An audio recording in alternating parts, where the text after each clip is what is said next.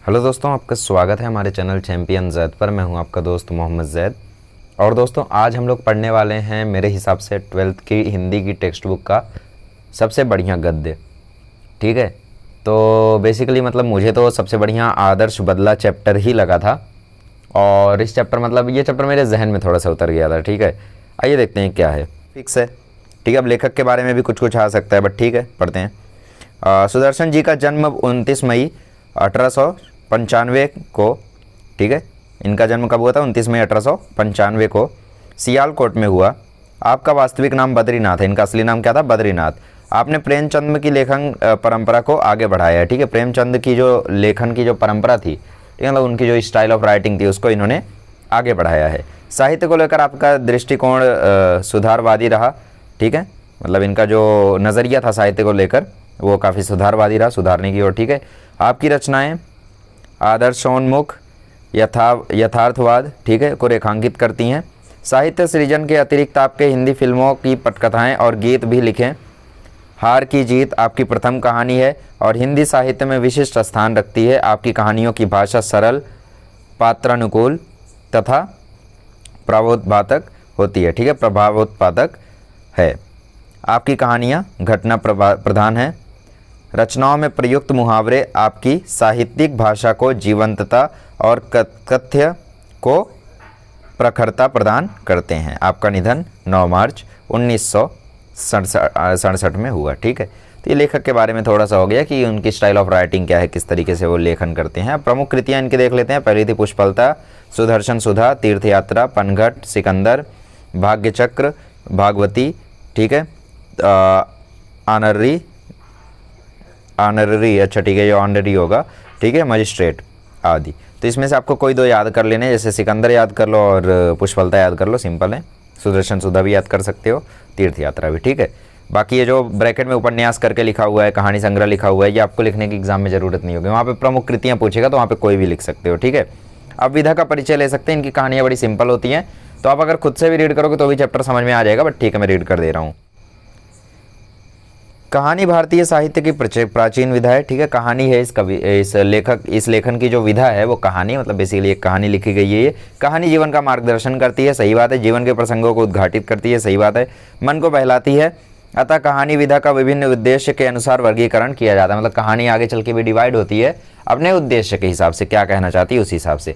सरल सीधी भाषा, मुहावरों का सटीक प्रयोग, प्रवाहमान शैली कहानी को प्रभावोत्पादकता को वृद्धिंगित, ठीक है, वृद्धिंगित करती है। ठीक है, तो मतलब बेसिकली आप जैसा मुहावरों का उपयोग करोगे, सटीक मुहावरे उपयोग कर लिया आपने, सरल सीधी भाषा में लिखा, और प्रवाहमान शैली मतलब कहीं पर भी ऐसा नहीं लग रहा है कि आपने कुछ, मतलब बेसिकली जैसे मूवी चल रही है और उसके बीच में आपको कहीं पर ऐसा लग गया कि भाई वहाँ पे कुछ और सीन आ गया, आपको एक्सपेक्टेड कुछ और था और वहाँ पे एक बैग कुछ और होने लगा, तो आपको क्या लगेगा? वो प्रवाहमान उसे हम नहीं बोलेंगे। प्रवाहमान मतलब बेसिकली एक पर्टिकुलर मोमेंट पकड़ ले और उसी मोमेंट पे पूरी कहानी चलती रहे, उसको हम लोग प्रॉपर कहानी बोलेंगे। लेकिन जैसे अभी ऐसा हुआ कि भाई कोई एक सीन चल रहा था, बढ़िया से चल रहा था, उसके आगे भी सीन आया, सही चल रहा है, लेकिन बीच में कुछ ऐसा सीन आ गया जो एक्सपेक्टेड नहीं था, अलग ही आ गया, ठीक है, आउट ऑफ द बॉक्स, तो वो प्रवाहमान नहीं बोलेंगे। तो प्रवाहमान शैली कहानी को क्या बनाती है? प्रभावोत्पादकता को वृद्धिंगित करती है। ठीक है, प्रभावोत्पादकता काफ़ी हार्ड वर्ड है यार। ठीक है, अच्छा, पाठ परिचय।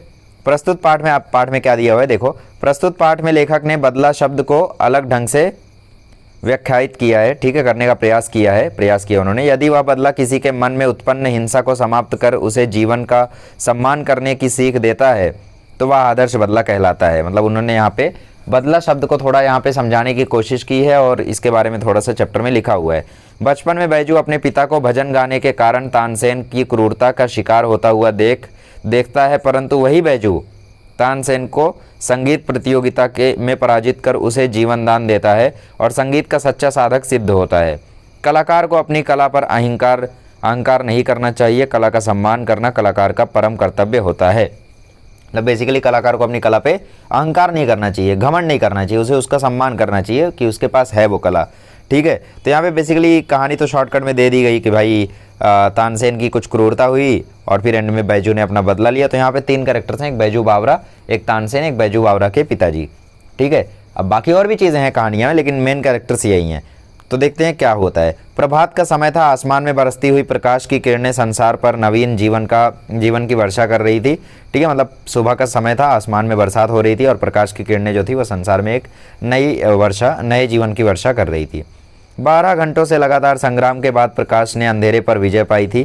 ठीक है, मतलब बेसिकली घनी बारिश के बाद आखिरकार थोड़ा सा उजाला हुआ 12 घंटे बाद। इस खुशी में फूल झूम रहे थे। ठीक है, इस खुशी में फूल झूम रहे थे, पक्षी मीठे गीत गा रहे थे, पेड़ों की शाखाएं खेलती थी और पत्ते तालियां बजा रहे थे। ठीक है, तो ये सब चल रहा था, चारों तरफ खुशियां झूमती थी, चारों तरफ गीत गूंजते थे। ओके, ठीक है, चारों तरफ खुशियां झूमती थी, चारों तरफ गीत गूंजते थे। इतने में साधुओं की एक मंडली शहर के अंदर दाखिल हुई।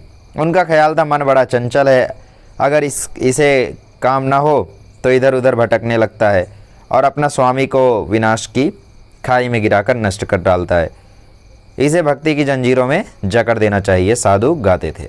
ओके, तो बेसिकली मतलब मौसम काफ़ी ज़्यादा सुहाना हुआ था, तो फूल उल झूम रहे थे, पक्षी मीठे गीत गा रहे थे, पेड़ों की शाखाएं खेलती थी, मतलब झूल रहे थे, मतलब कैसा लहरा रही थी पेड़ों की शाखाएं। ठीक है, पत्ते तालियां बजा रहे थे, पत्ते जो थे वो भी हिल रहे थे, है ना। तो चारों तरफ खुशियां झूमती थी, गीत गूंजते थे। इतने में साधुओं की एक मंडली आई और साधुओं की मंडली का ऐसा ही विचार था कि यार मन बड़ा चंचल है, अगर तुम थोड़ी देर के लिए अभी जैसे आप भजन वजन करने बैठे हो, ठीक है, भजन से जैसे ही आपका ध्यान हटा, आपने जैसे ही गीत गाना बंद किया, भजन करना बंद किया, जैसे ही आपने ध्यान लगाना बंद किया, तुरंत आपके दिमाग में अनेकों ख्याल आने लगेंगे।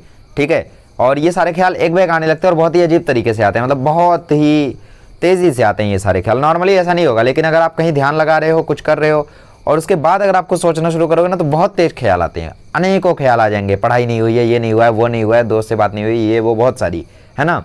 तो साधुओं का वही कहना है कि भाई मन बड़ा चंचल है, अगर इसे काम ना हो तो इधर उधर भटकने लगता है और अपने स्वामी को विनाश की खाई में गिराकर नष्ट कर डालता है, तो इसे भक्ति की जंजीरों में जकड़ देना चाहिए। तो साधु गीत गाते थे, सुमर सुमर भगवान को मूरख मत खाली छोड़ इस मन को। ठीक है, सुमर सुमर भगवान को मूरख मत खाली छोड़ इस मन को। तो ये गा रहे थे वो, जब संसार को त्याग चुके थे उन्हें सुर ताल की क्या परवाह थी। कोई ऊंचे स्वर में गाता था, कोई मुंह से गुनगुनाता था, और लोग क्या कहते हैं इन्हें इसकी ज़रा भी चिंता न थी। अरे भाई, जिसने संसार को त्याग दिया, जिसने पूरा संसार ही छोड़ दिया, मोह माया ही त्याग दी, उसको क्या फ़र्क पड़ता है वो सुर में गाए या फिर सुर में ना गाए, है ना। तो उसे इसकी कोई परवाह नहीं थी कि भाई कैसा गा रहे हैं, बस वो गा रहे थे, कोई ऊंचे सुर में गा रहा था, कोई गुनगुना रहा था साधुओं में, और कोई अपने ही तरीके से गाया जा रहा था। तो उन्हें कोई परवाह नहीं थी लोग क्या कहेंगे, क्योंकि ऑलरेडी वो इस चीज़ को छोड़ चुके हैं कि लोग क्या कहेंगे, है ना। साधु इसलिए तो बने। ये अपने राग में मगन थे कि सिपाहियों ने, मतलब अपने राग में वो मगन ही थे कि सिपाहियों ने आकर घेर लिया और हथकड़ियाँ लगाकर अब अकबर बादशाह के दरबार को ले चले। मतलब पता नहीं क्या हुआ कि एक सिपाही आए और वो घेर लिए इन सभी साधुओं को और हथकड़ी पहनाकर अकबर बादशाह के दरबार में ले गए। यह वह समय था जब भारत में अकबर की तूती बोलती थी। ठीक है, और उसके मशहूर रागी तानसेन ने यह कानून बनवा दिया था कि जो आदमी राग विद्या में उसकी बराबरी ना कर सके वो आगरे की सीमा में गीत ना गाए, और जो गाए उसे मौत की सज़ा दी जाए। मतलब अकबर का उस समय जलवा चलता था इंडिया में। तो हुआ ऐसा कि भाई मशहूर रागी वहाँ पे जो अकबर, आप लोगों ने तानसेन के बारे में सुना होगा कि अकबर के महल में वो एक गीत गाया करते थे। तो तानसेन को अपनी सिंगिंग पर बहुत ज़्यादा घमंड था, तो उन्होंने एक रूल रख दिया था कि भाई जो उनके बराबर नहीं गा सकता वो कृपया करके आगरा की सीमा के अंदर ना गाए, मतलब आगरा में एंटर करने के बाद गाना ना ही गाए। और अगर वो गाना गाता है तो या तो उनके बराबर गाए, या तो उनके बराबर अगर नहीं गा रहा है तो उसे मौत की सज़ा दी जाएगी। ठीक है, मतलब बेसिकली अगर वो उनके बराबर गाना नहीं गाता है तो उसे सीधा मौत की सज़ा दी जाएगी, है ना। तो ये साधु लोगों कहाँ राग की परवाह थी, कोई ऊंचा गा रहा था, कोई नीचा गा रहा था, कोई गुनगुना रहा था। तो ऑब्वियसली ये तानसेन जैसा तो नहीं गा रहे थे, तो ये पकड़े गए। तो देखते क्या इन्हें मौत की सज़ा होती है, क्या होता है। बेचारे बनवासी साधुओं को पता नहीं था, परंतु अज्ञान भी अपराध है। ठीक है, पता ना रहना भी एक जुर्म होता है, जानते हो कि नहीं आप लोग। जैसे किसी मैटर में फंस गए तो आप पुलिस को ये नहीं बोल सकते कि मुझे पता नहीं था, चलान तो कट ही जाएगा। मुकदमा दरबार में पेश हुआ, ठीक है, मुकदमा दरबार में पेश हुआ। तानसेन ने राग विद्या में कुछ प्रश्न किए, साधु उत्तर में मुंह ताकने लगे। बेसिकली अब तानसेन ने पूछना शुरू किया, सारे गामाबा में ये टोन वो टोन ये वो, पता नहीं क्या क्या पूछा होगा उन्होंने अपने ज़माने में, है ना। राग वाग पूछा होगा राग विद्या के बारे में, ये बताओ हाई सुर कब लगता है, लो ट्यून कब लगता है, ऑटो ट्यून क्या होता है, ठीक है, रैप कैसे करते हैं, ये सब पूछा होगा तानसेन ने उस समय। ठीक है, बादशाह जैसा रैप करो, हनी सिंह जैसा रैप करो। तो अब ये सब कहाँ पता होगा बेचारों ने, जिन्होंने संसार त्याग दिया है। तो उन्होंने अपना एक दूसरे का मुंह देखने लगे, यार आंसर तो पता नहीं, जैसे हमें नहीं पता होता है तो हम लोग एक दूसरे का मुंह देखते हैं। अकबर के होठ हिले और सीधा साधु तानसेन की दया पर छोड़ दिए गए। ठीक है, अकबर के होठ हिले और सभी साधु तानसेन की दया पर छोड़ दिए गए। ठीक है, मतलब अकबर ने कहा कि तानसेन देखो ये तुम्हारा अपमान है तो तुम देख लो तुम्हें क्या करना है, तुम जैसा बोलोगे वैसा होगा। दया निर्बल थी। ठीक है, वह इतना भार सहन न कर सकी। मृत्यु दंड की आज्ञा हुई। केवल एक 10 वर्ष का बच्चा छोड़ा गया। बच्चा है, इसका दोष नहीं, यदि है भी तो क्षमा के योग्य है। ठीक है, अब आप लोग जानते होंगे कि अकबर उतना ज़्यादा क्रूर नहीं थे अपने टाइम पे, तो ऐसा ही था कि मतलब कभी भी वो मौत की सज़ा वगैरह नहीं देते। तो इस बार भी उन्होंने तानसेन पर फैसला छोड़ दिया कि भाई देख तुझे जो करना है कर ले, मतलब तुम्हें जैसा ठीक लगता है वैसा कर लो। तो तानसेन ने कहा कि भाई मैं दया बिल्कुल नहीं करूँगा, मैं इन्हें मौत की सज़ा सुनाता हूँ। उनमें एक बच्चा था छोटा सा 10 साल का, उस बच्चे को छोड़ दिया गया कि भाई इस बच्चे को पता नहीं होगा, अगर पता भी है तो वो उसकी गलती नहीं है, क्योंकि बच्चा जो होता है वो अपने कंट्रोल में नहीं होता है ना, मतलब उसका कंट्रोल नहीं होता स्वयं पर, तो उसे छोड़ दिया गया, क्षमा के योग्य है वो। बच्चा रोता हुआ आगरे के बाजारों में से निकला और जंगल में जाकर अपनी कुटिया में रोने तड़पने लगा। मतलब बेसिकली सभी को फांसी की सज़ा हो गई, सभी साधु मौत के घाट उतार दिए गए और ये बच्चा जो था वो जाकर कुटिया में अपने रोने तड़पने लगा। वह बार बार पुकारता था, बाबा कहाँ, तू कहाँ है, अब कौन मुझे प्यार करेगा, कौन मुझे कहानियाँ सुनाएगा। लोग आगरे की तरफ करते हैं, लोग आगरे की तारीफ़ करते हैं, मगर इसने मुझे तो बर्बाद कर दिया। इसने मेरा बाबा छीन लिया और मुझे अनाथ बनाकर छोड़ दिया। बाबा तू कहाँ करता था कि संसार में चप्पे चप्पे पर दलदले हैं और चप्पे चप्पे पर कांटे की झड़ियाँ हैं। अब कौन मुझे इन झाड़ियों से बचाएगा, कौन मुझे इन दलदलों से निकालेगा, कौन मुझे सीधा रास्ता बताएगा, कौन मुझे मेरी मंजिलों का पता देगा। मतलब बेसिकली बच्चा यहाँ पे अब अनाथ हो गया। उन साधुओं में उसके पिताजी भी थे जिनको फांसी की सज़ा दे दी गई है ना। अब ये बेचारा आया अपनी कुटिया में, अपनी झोपड़ी में, और वहाँ रोने लगा कि बाबा तू कहाँ है, अब कौन मुझे प्यार करेगा, कौन कहानियाँ सुनाएगा। लोग तो आगरा की तारीफ़ करते हैं और इसने तो मुझे बर्बाद करके रख दिया, मेरा बाबा छीन लिया, मुझे अनाथ बना दिया। बाबा तू कहा करता था कि संसार में चप्पे चप्पे पर दलदल है, चप्पे चप्पे पर कांटा है, कांटों की झाड़ियाँ हैं, अब कौन मुझे इन झाड़ियों से बचाएगा, कौन मुझे दलदलों से निकालेगा। बाबा मुझे कौन रास्ता बताएगा, बाबा मेरी मंजिलों का कौन पता देगा। इन्हीं विचारों में डूबा रहा बच्चा देर रात तक रोता रहा। ठीक है, इन्हीं विचारों में डूबा हुआ बच्चा देर तक रोता रहा। इतने में खड़ाऊँ पहने हुए, हाथ में माला लिए हुए, राम नाम का जाप करते हुए, जप करते हुए बाबा हरिदास कुटिया के अंदर आए और बोले बेटा शांति करो, शांति करो। तो यहाँ पे वो बच्चा जब बहुत ही ज़्यादा रो रहा था तो पीछे से कोई बाबा हरिदास आए और कुटिया के अंदर आके बोले बेटा शांत रहो, शांत रहो। बैजू उठा, मतलब उस बच्चे का नाम क्या था, बैजू। बैजू उठा और हरिदास जी के चरणों से लिपट गया। वह बिलख बिलख कर रोता था और कहता था महाराज मेरे साथ अन्याय हुआ है, मुझ पर वज्र गिरा है। ठीक है, बिजली गिरी है मुझ पर, मेरे साथ बहुत बड़ा अन्याय हुआ है, मेरा संसार उजड़ गया है, मैं क्या करूं, मैं क्या करूं। हरिदास जी बोले शांति शांति। बैजू ने बोला महाराज तानसेन ने मुझे तबाह कर दिया, उसने मेरा संसार सूना कर दिया। हरिदास ने फिर से बोला शांति शांति। बैजू ने हरिदास के चरणों से और भी लिपट कर कहा महाराज शांति जा चुकी, अब मुझे बदले की भूख है, अब मुझे प्रतिकार की प्यास है, मेरी प्यास बुझाइए।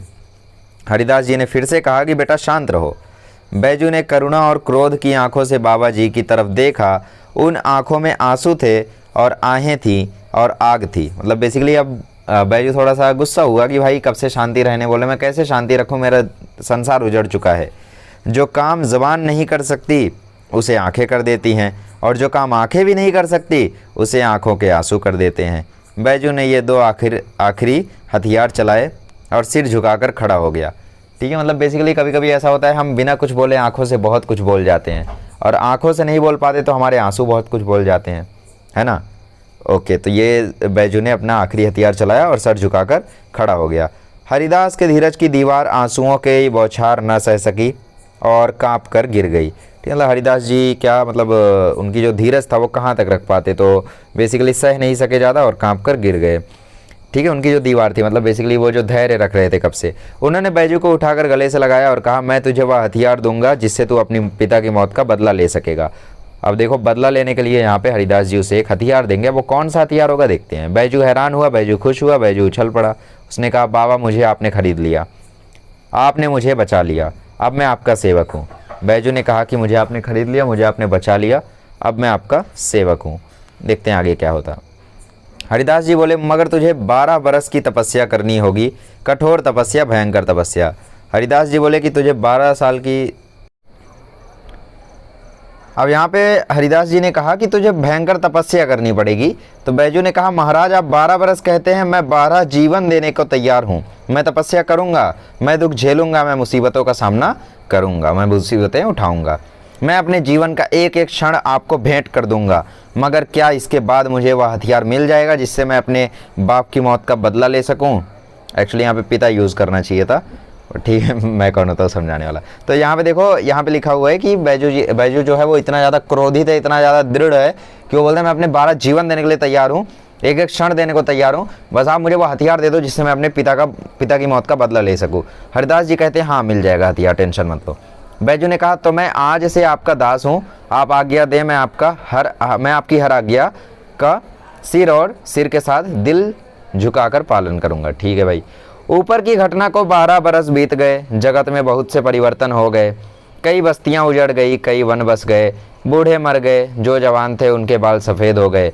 ठीक है, मतलब 12 बरस बीत चुके हैं, जैसे मूवीज़ में होता है ना 12 ईयर्स लेटर। बट देखो कहानी का जो प्रवाह है, कहानी का जो फ्लो है वो अभी तक नहीं बिगड़ा है, कहानी एकदम सही चल रही है। अब बैजू बावरा जवान था, ठीक है, बैजू बावरा एक्चुअली वर्ड यहीं से आया है, इस पर एक मूवी भी आ रही है शायद मेरे ख्याल से, और राग विद्या में दिन ब दिन आगे बढ़ रहा था। उसके स्वर में जादू था और तान में एक आश्चर्यमयी मोहनी थी।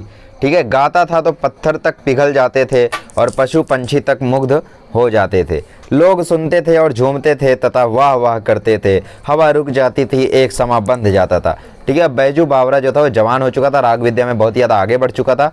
आवाज़ में उसके एक अजीब जादू था, एक आश्चर्यमयी, मतलब एक बहुत ही अलग सी मोहिनी थी। मोहिनी मतलब बेसिकली मोह लेने वाली। ठीक है, मतलब बेसिकली जादू टाइप कह सकते हो आप लोग, एक हिप्नोटाइजिंग पावर थी कुछ। ठीक है, गाता था तो पत्थर तक पिघल जाता था, पशु पक्षी तक खुश हो जाते थे। ठीक है, एक दिन हरिदास जी ने हंसकर कहा वत्स, मेरे पास जो कुछ था वह मैंने तुझे दे डाला, अब तो पूर्ण गंधर्व हो गया है। अरे अब तुझे सब कुछ आ चुका है, अब तू पूरी तरीके से तैयार हो चुका है, अब मेरे पास कुछ और नहीं है जो तुझे दूं। तो बैजू हाथ बांधकर खड़ा हो गया, कृतज्ञता का भाव आंसुओं के रूप में बाहर निकला। ठीक है, अब वो जो थैंकफुलनेस थी उसके अंदर, जो कृतज्ञता थी, ग्रेटफुलनेस जो थी उसके अंदर, वो आंसुओं के फॉर्म में अब उसकी आंखों से बाहर आ गई। ठीक है, हाथ जोड़कर खड़ा रहा, चरणों पर सिर रखकर बोला महाराज आपका उपकार जन्म भर सिर से न उतरेगा। हरिदास सिर हिलाकर बोले यह नहीं बेटा, कुछ और कहो, मैं तुम्हारे मुंह से कुछ और सुनना चाहता हूँ। बैजू कहता है आज्ञा कीजिए, क्या सुनना चाहते हैं? हरिदास जी कहते हैं तुम पहले प्रतिज्ञा करो। बैजू ने बिना सोच विचार किए कह दिया मैं प्रतिज्ञा करता हूँ। हरिदास जी ने वाक्य पूरा किया, इस राग विद्या से किसी को हानि नहीं पहुँचाऊँगा। हरिदास जी ये होते एक असली गुरु। असली गुरु की पहचान यही होती है कि वह अपने शिष्य को ज्ञान देने के साथ साथ यह भी सिखाए कि तुम्हें इस ज्ञान का कभी भी अहंकार नहीं करना है, कभी भी तुम्हें इस ज्ञान का गलत इस्तेमाल नहीं करना है, कभी भी तुम्हें इस ज्ञान पर घमंड नहीं करना है। हाँ, इस ज्ञान पर तुम गर्व करो, परंतु इस ज्ञान से किसी को नीचा मत दिखाओ। यह हर एक गुरु का धर्म होता है। ठीक है, परंतु पहले शिष्य को ज्ञान तो मिले, ज्ञान तो समझ में आए। तो यहाँ पे अब इसको जब पूरा ज्ञान समझ में आ चुका तो उसको प्रतिज्ञा ले ली यहाँ पे हरिदास जी ने कि इस ज्ञान से किसी को हानि नहीं पहुँचाओगे। आइए आगे पढ़ते हैं। बैजू का लूह सूख गया, उसके पैर लड़खड़ाने लगे, सफलता के बाग परे भागते हुए दिखाई दिए। ठीक है, मतलब बेसिकली अब उसने क्या सोचा था कि इससे वो तानसेन को हराएगा, तानसेन को नीचा दिखाएगा, लेकिन उन्होंने उससे तपस्या वो ले ली, प्रतिज्ञा ले ली कि भाई तुम ऐसा नहीं कर सकते। तो उसके पैर लड़खड़ाने लगे, उसका गला सूख गया है ना, उसकी जो सफलता के बाग परे भागते हुए दिखाई दिए। उसके सफलता के बाग मतलब सफलता के जो चांसेस थे वो परे भागते दिखाई दिए, परे मतलब दूर भागते दिखाए। 12 वर्ष की तपस्या पर एक क्षण में पानी फिर गया। 12 साल तक जो उसने तपस्या की, एक मोमेंट पे उस पर पानी फिर गया। प्रतिहिंसा की छुरी हाथ आई तो गुरु ने प्रतिज्ञा लेकर कुंद कर दी। ठीक है, मतलब प्रतिहिंसा मतलब जो बदला लेने की जो वेपन था वो अगर हाथ में आया तो गुरु ने प्रतिज्ञा दिलाकर कुंद कर दी, मतलब उसको गायब सा कर दिया। ठीक है, मतलब खत्म सा कर दिया।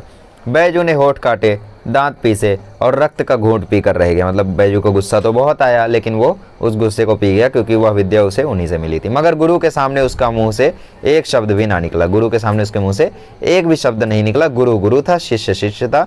शिष्य गुरु से विवाद नहीं करता। बहुत बड़ी लाइन है दोस्तों, शिष्य गुरु से विवाद नहीं करता। और तुम कमेंट सेक्शन में गाली देते हो, सुधर जाओ यार, कुछ गलती है तो नॉर्मली बता दो, गाली क्यों देते हो? वैसे मैं झूठ बोल रहा हूँ दोस्तों, आप लोग मुझे बहुत प्यार करते हो। गालियाँ मुझे कभी भी नहीं मिलती हैं, ठीक है, 3-4 महीने में 1-2 गालियाँ आ जाती हैं, लेकिन नॉर्मल है वो सब, ठीक है। बिना वीडियो देखे जो कमेंट कर देते वैसे लोग रहते हैं वो। तो आप लोग बहुत ही ज़्यादा प्यार करते हो मुझसे, उसके लिए बहुत बहुत शुक्रिया। और दोस्तों एक बात और याद रखना कि गुरु शिष्य के बीच में एक फासला होता है, हमेशा उस फासले को आप लोग ध्यान में रखना, ठीक है। आइए, कुछ दिन बाद एक सुंदर नवयुवक साधु आगरे के बाज़ारों में गाता हुआ जा रहा था। लोगों ने समझा इसकी तो मौत आ गई भाई। जैसे आगरा में वो साधु आ गए थे, वैसे ही एक नवयुवक है अब की बार, और वो नवयुवक जो है वो काफ़ी ज़्यादा सुंदर है, और नवयुवक साधु मतलब काफ़ी अभी यंग है और साधु बन गया, और वो बाज़ारों में गाता हुआ जा रहा था। लोगों ने समझा भाई इसकी तो मौत पक्की है, क्योंकि गाना गा रहा है। वे उठे कि उसे नगर की रीति की सूचना दे दें, मगर निकट पहुंचने से पहले ही मुग्ध होकर अपने आप को भूल गए, और किसी को साहस ना हुआ कि उससे कुछ कहे। मतलब बेसिकली वो उठे और बोलने ही जा रहे थे कि भाई रुक जाओ, गाना मत गाओ, वरना अभी तुम्हें सिपाही पकड़ कर ले जाएंगे। लेकिन ये बोलने जाने से पहले ही उसका जो गाना था उस गाने ने उन्हें मंत्र मुग्ध कर दिया और अपने आप के अंदर हिप्नोटाइज कर लिया, और वो उसके साथ चलने लगे। बेसिकली वो उसमें हिप्नोटाइज हो गए। जैसे आपने छोटा भीम का एक एपिसोड देखा हो, तो इसमें एक ढोल वाला आता है और वो ढोल बजाता है, तो सब हिप्नोटाइज होकर अपना सब कुछ दान करने चले जाते हैं उसको अपनी मर्जी से, है ना। तो बेसिकली जैसे ये उसके पास जा ही रहते उसे समझाने कि उसके गाने में वो खो गए। जैसे भी कोई बहुत अच्छा गा रहा है और तुम बहुत ज़रूरी खबर बताने हो, बहुत ज़रूरी है, लेकिन फिर भी तुम उसका गाना पहले सुनोगे। अगर वो बहुत अच्छा गा रहा है तो तुम पहले उसका गाना पूरा सुनोगे, तुम नहीं चाहोगे कि उसे कोई रोक दे। तो वैसे ही इन लोग भी रोके नहीं और उसका गाना सुनने लगे और उसके साथ चलने लगे, ठीक है। अच्छा, दम के दम में यह समाचार नगर में जंगल की आग के समान फैल गया कि एक साधु रागी आया है जो बाजारों में गा रहा है, ठीक है। मतलब अब भाई वायरल हो गई ये चीज़, जैसे आज के टाइम पे वायरल होता है कि भाई एक बंदा है जो बहुत ही बढ़िया गाता है, और सिपाहियों ने हथकड़ियाँ संभाली और पकड़ने के लिए साधु की ओर दौड़ पड़े, परंतु पास आना था कि रंग पलट गया। सिपाहियों ने हथकड़ी पकड़ी और अरेस्ट करने के लिए जैसे ही आए, और जैसे ही उसको अरेस्ट करने के लिए पास आए, तुरंत उसके गाने ने उन्हें भी हिप्नोटाइज कर लिया, उन्हें भी मंत्रमुग्ध कर लिया। मतलब यहाँ पे कोई जादू नहीं कर रहा है वो बंदा, बल्कि वो इतना सुंदर गा रहा है, इतना बढ़िया गा रहा है कि सिपाही उसे बिल्कुल भी डिस्टर्ब नहीं करना चाहते, सिपाही उसे बिल्कुल भी क्रोधित नहीं है, मतलब सिपाही उसे गुस्सा ही नहीं हो पा रहे, सिपाही उसे फॉलो करते चले गए, ठीक है। पलट गया वो रंग। साधु के मुखमंडल से तेज की किरणें फूट रही थी, ठीक है। साधु के मुखमंडल पर एक तेज की किरणें थी, ठीक है। बेसिकली जो भी बंदा अपनी लाइफ में सफल होता है, जो भी टीचर अपनी लाइफ में सफल होता है, जो भी एक महान व्यक्ति होता है, उसके अंदर से कुछ ना कुछ किरणें आती है, इंस्पायरिंग किरणें आती है। तो वैसे ही इस साधु के अंदर से इंस्पायरिंग किरणें आ रही थी, जिसमें जादू था, मोहिनी थी और मुग्ध करने की शक्ति थी, खो जाने की शक्ति थी इसमें, हिप्नोटाइज करने की शक्ति थी इसमें। सिपाहियों को ना अपनी सुध रही, ना हथकड़ियों की, ना अपने बल की, ना अपने कर्तव्य की, ना बादशाह की, ना बादशाह के हुक्म की।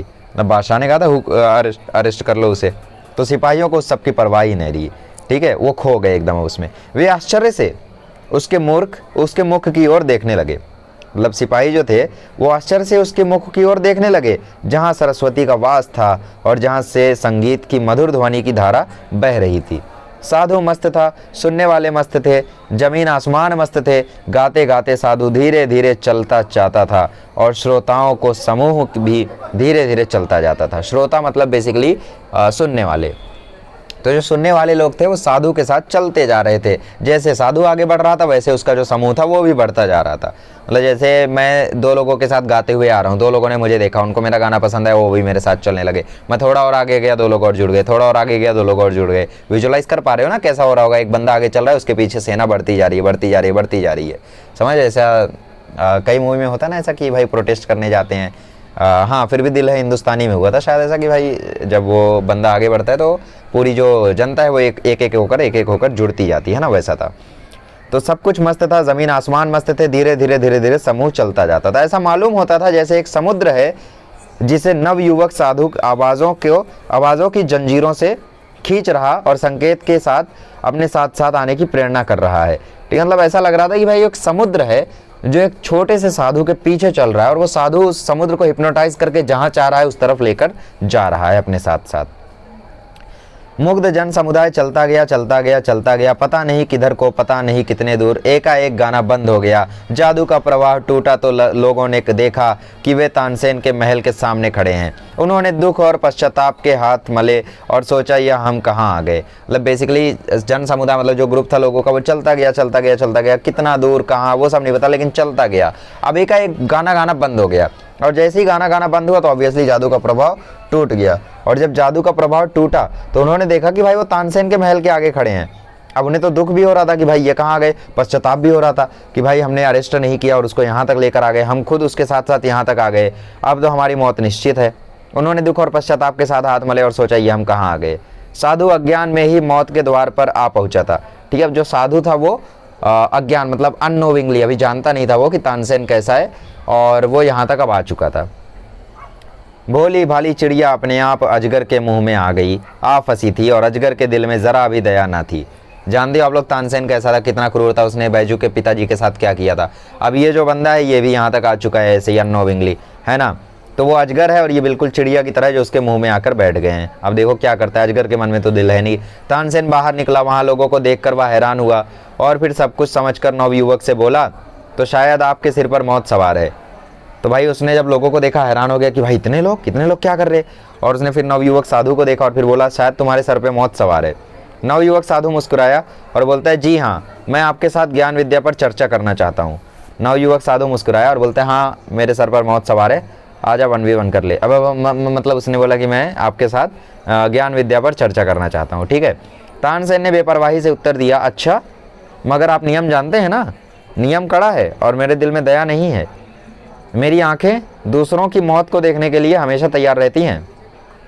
नवयुवक, और मेरे दिल में जीवन का मोह नहीं है, मैं मरने के लिए हमेशा तैयार रहता हूँ। क्या बात है, मतलब यहाँ पे तानसेन ने कहा नियम पता है ना, हार गए तो मरना पड़ेगा तुम्हें, और मौत देखने के लिए मेरी आंखें हमेशा तैयार रहती हैं। नवयुवक ने कहा मैं भी मरने के लिए हमेशा तैयार रहता हूँ, मेरे दिल में जीने के लिए कोई मोह नहीं है। इसी समय सिपाहियों को अपनी हथकड़ियों का ध्यान आया, झंकारते हुए आगे बढ़े और उन्होंने नवयुवक साधु के हाथों में हथकड़ियाँ पहना दी। भक्ति का प्रभाव टूट गया, श्रद्धा के भाव पकड़े जाने के भय से उड़ गए। ठीक है, और लोग इधर उधर भागने लगे। मतलब बेसिकली सिपाहियों को याद आया कि हाँ यार हम तो अरेस्ट करने आए थे, ये तो इसके गाने में फंस के हम लोग यहाँ तक आ गए। तो सिपाही आगे बढ़े झंकारते हुए, मतलब बेसिकली झटके से एक आगे बढ़े, जैसे इधर उधर देखे अरे अरे अरे चलते उधर, ऐसा झंकारते हुए आगे बढ़े और नवयुवक के हाथों में हथकड़ियाँ पहना दी। भक्ति का प्रभाव टूट गया, मतलब बेसिकली जो भक्ति थी उसका प्रभाव टूट गया। श्रद्धा के भाव पकड़े जाने के भय से उड़ गए। ठीक है, श्रद्धा के भाव पकड़े जाने के भय से उड़ गए, मतलब बेसिकली जो उसके श्रोता थे, जो लिसनर्स थे, जो गाना सुन रहे थे, उनका जो श्रद्धा का भाव था वो पकड़े जाने के डरने से टूट गया। ठीक है, और लोग इधर उधर भागने लगे, मतलब जो नॉर्मल लोग थे वो जो आए थे उसके पीछे वो इधर उधर भागने लगे कि भाई पकड़े ना जाए। सिपाही कोड़े बरसाने लगे और लोग तितर बितर होने लगे। मतलब जो सिपाही थे वो, अब तानसेन ने बोला होगा इन सबको भी 2-2 कोड़े लगाओ, ये लोग भी बहुत ही ज़्यादा फॉलो करके आए, लगाओ सबको 2-2 कोड़े। ठीक है, तो तितर बितर होने लगे इसी चक्कर में, जैसे लाठी चार्ज होता है ना। तो तितर बितर हो जाने के बाद नवयुवक साधु को दरबार की ओर ले चले। तो नवयुवक साधु जो था उसको दरबार की ओर ले जाया गया। दरबार की ओर से शर्तें सुनाई गई। इस दरबार में अभी अनाउंसमेंट हुआ, कल प्रातः काल नगर के बाहर वन में तुम दोनों को गान युद्ध होगा। ठीक है, तुम दोनों का गान युद्ध होगा, मतलब बेसिकली तुम वहाँ पे क्या करोगे, गाने का युद्ध करोगे। ठीक है, गाना गाने का युद्ध करोगे। अगर तुम हार गए तो तुम्हें मार डालने तक का तानसेन को पूर्ण अधिकार है, और अगर तुमने उसे हरा दिया तो उसका जीवन तुम्हारे हाथ में होगा। मतलब बेसिकली यहाँ पे जो हारेगा उसका मरना या जीना वो दूसरे के हाथ में होगा। जैसे तानसेन जीता तो साधु को मरना पड़ेगा, साधु जीता तो तानसेन को मरना पड़ेगा। अब अगर साधु चाहे तो तानसेन को बचा सकता है, उसकी मर्जी है।